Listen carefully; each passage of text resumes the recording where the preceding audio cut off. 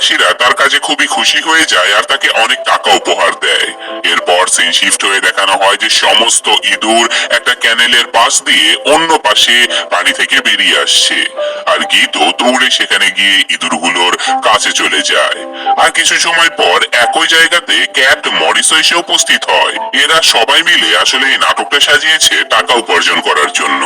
গীত নিজে কিছু ইঁদুর লুকিয়ে গ্রামবাসীদের কাছে রেখে আসে, আর এরপর ইঁদুরগুলো যখন গ্রামবাসীদেরকে খুবই বিরক্ত করে তখন সে নিজেই ইঁদুরগুলোকে ধরার নাটক করে। আর এভাবেই তারা গ্রামবাসীদের কাছ থেকে অনেক টাকা নিয়ে নেয়।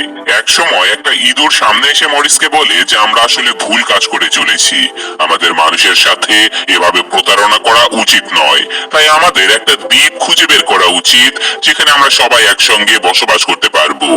মরিস বলে যে হ্যাঁ, আমি আমার বন্ধু বান্ধবের সঙ্গে এই ব্যাপারে কথা বলেছি আর আমি সেই দ্বীপটার কথা জানিও, কিন্তু সমস্যা হলো সেই দ্বীপে যেতে হলে আমাদের নৌকা দরকার, আর তাছাড়া আমাদের কাছে সেই নৌকা কেনার টাকাও নেই।